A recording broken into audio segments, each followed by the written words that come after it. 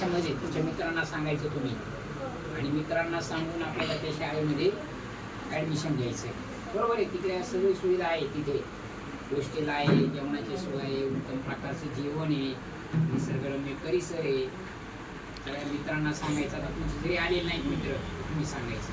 ते एक एक कसे फोटो दिसले बाकीच्या तुमच्या मुलांचे वगैरे, तसे तुमचे सुद्धा फोटो पुढच्या वर्षी असतील. मग येणार ना अभ्यास करायला? खुश आहे. खेळ साहित्य उपलब्ध आहे, सगळे खेळ साहित्य आपल्याकडे, फुटबॉल, व्हॉलीबॉल, क्रिकेट, ते सगळं आहे बरं का. बुद्धिबळ पण शाळेमध्ये होतात. आता तालुकास्तरीय स्पर्धा झाल्या, त्याच्यामध्ये आपल्या शाळेतले 3 विद्यार्थी तालुक्यात आले. बुद्धिबळामध्ये विज्ञान रंजन स्पर्धा झाली, तालुक्यात पहिला आणि 5वा नंबर आपल्या शाळेचा आला. त्याचं जिल्ह्यासाठी सिलेक्शन झालं. आणि सगळ्या स्पर्धा परीक्षांचा पण अभ्यास आपल्या इथे चालू असतो, त्याच्यातून पण पुढे जातात मुलं. स्कॉलरशिप पासून नवोदय सगळ्या कुठे ऑलिम्पियाड, सगळ्या RTS, सगळ्या परीक्षा घेतल्या जातात. अभ्यास सगळेजण करून घेतात.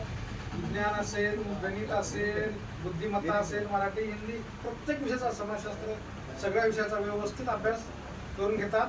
आणि आपले दरवेळेस 2-3 विद्यालयामध्ये विद्यार्थीने आपली 3 वर्ष आपली शाळा तालुक्यात पहिली आहे. स्वच्छतागृह स्वच्छ सुंदर आहे, आपलं बाथरूम वगैरे असं व्यवस्थित आहे. शाळा खूप स्वच्छ सुंदर असते. पाणी सगळे पाणी भरपूर आहे, जेवण चांगली सोय, अगदी शालेय पोषण आहार आहे. तुम्हाला वेगवेगळ्या प्रकारची मेनू आहे दररोज. पाणी पिण्यासाठी थंड पाणी आहे आपल्याकडे. ते बिस्लरीचं पाणी पितो की नाही आपण विकत घेऊन, ते पाणी मुलं शाळेत फ्री मध्ये पितो. कळलं का? हा, ते पाणी आहे. हॉस्टेलसाठी पण आहे आणि शाळेत पण आहे. दोन साठी स्वतंत्र आरोची व्यवस्था आहे केलेली. ठीक आहे.